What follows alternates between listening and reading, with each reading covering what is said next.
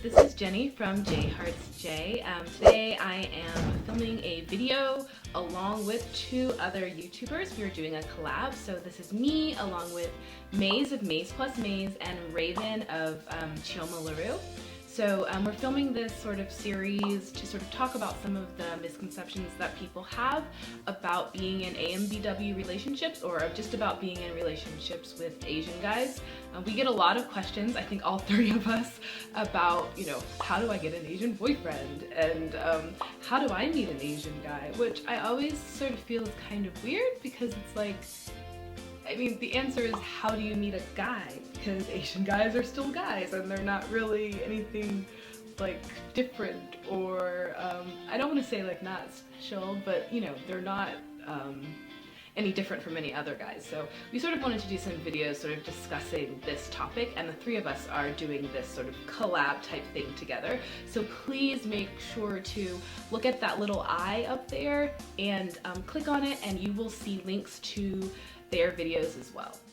The first thing that you sort of need to know about Korean guys, and I think this is the misconception that people have, is that they're going to be, I don't know, like constantly just like super romantic and super loving, and they're gonna give you back, you know, like the back hugs, and they're gonna tie your shoes, and they're, you know, gonna devote their whole lives to you, and they're gonna fall in love with you instantly and kind of stalk you, just like the Korean dramas. But that's not usually the case, especially with foreign girls. I think that most of the guys who are trying to date foreign girls, and not all of them, but a huge chunk of them, are just looking to get laid. Like, they don't, just like any other, I guess, guy, but you know, especially because you're foreign and they know they can't marry you, they're just looking to get something from you, okay? So it's not all the, you know, roses and chocolates that you see sort of in the dramas. It's just not usually like that. I think for the most part, when they approach you, when they're talking to you, a lot of it has to do with the idea that you're easy, like I mentioned in the video before. So they're not really, they're not looking to like have a long-term relationship. So I think it's really important that girls be a little bit careful. And even when you find that like boyfriend, like, yeah, I got a Korean boyfriend or whatever, I think, like I mentioned previously, they're probably not your boyfriend. They probably are just saying they're your boyfriend so they can sleep with you, because they think that that's what they have to say in order to do that, because that's, I guess, maybe what they have to say to Korean girls. I don't know, but they'll tell you they're your boyfriend. They won't stay your boyfriend. So you have to know that, and you can't really go to Korea being like, I'm gonna get a Korean boyfriend and like everything's gonna work out, because honestly, like I said, a lot of guys are not looking to marry foreign girls. So, I mean, not that you're going there trying to find a husband necessarily, but because they have no interest in marrying you, they're not really gonna treat you the way that I think you're expecting to be treated. I think the next thing I wanted to say was that compared to the States, a lot of Korean guys stay at home with their families a lot longer. Although I'm at my mom's house right now, so there's nothing wrong with that. But in the States, at least, you know, most of my friends left college, got jobs, or even before that, like in high school, we all had part-time jobs, and in college, people worked, you know, you were a little bit more independent, you went on trips with your friends, you did lots of that stuff. But I generally find that most Koreans, and not just Korean guys, they're a little bit slower to start that. Like, they definitely, I would say most of the people I know, none of them worked when they were in high school, so none of them had jobs then. Even in college, their parents still give them like an actual allowance. Like, my parents paid my tuition, or some of my tuition, but I definitely didn't have an allowance, so they are still getting an allowance. And a lot of guys have like curfews. Like, guys not as much as girls, definitely, but I've still met some guys who have to be home by a certain time because they're living with their parents.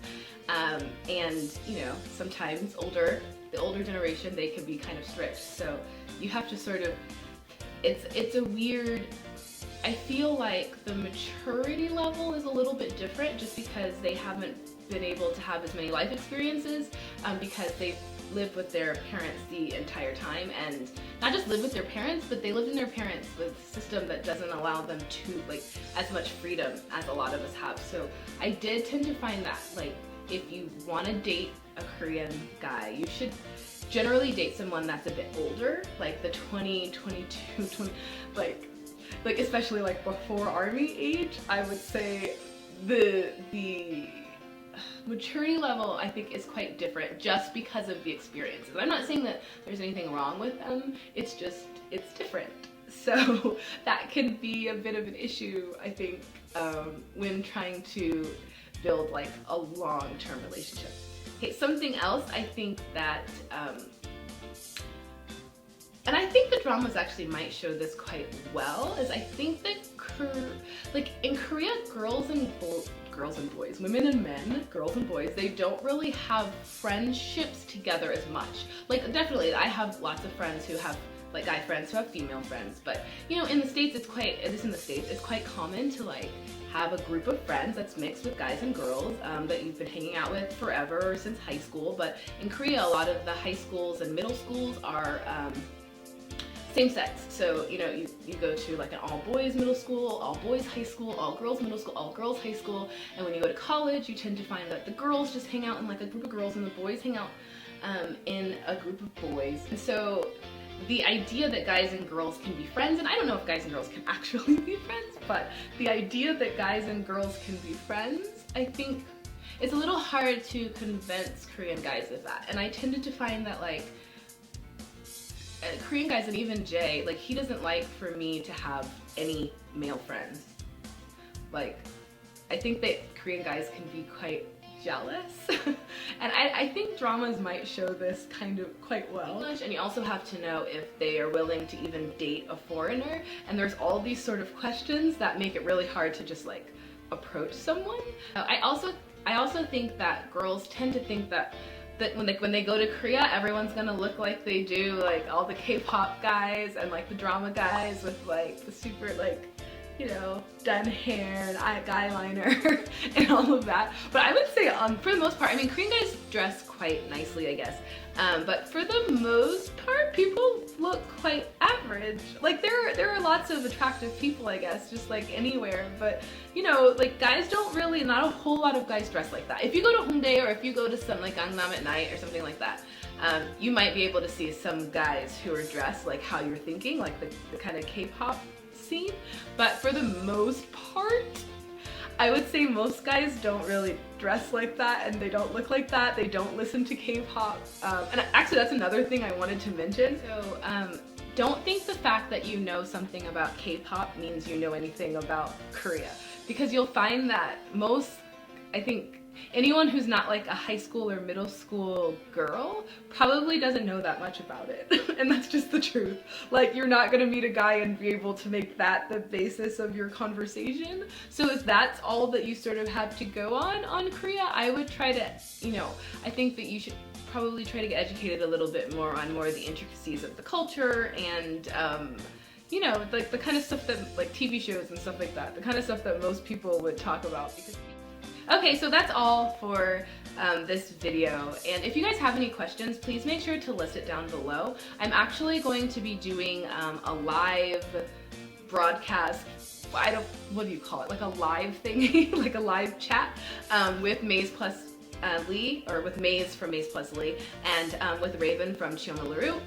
We are going to be doing a live chat next week, so please, if you guys have any questions just about being in AMBW relationships or about our experiences being non-Asian girls with Asian partners, and sort of if you have any of those questions, make sure to comment down below.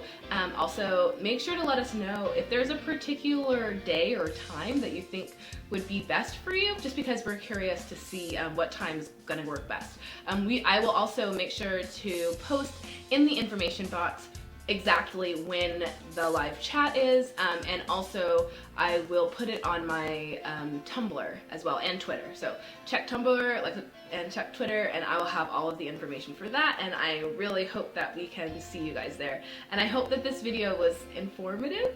I've been having some like camera trouble, so I had to cut a bunch of stuff, so I apologize for that in advance.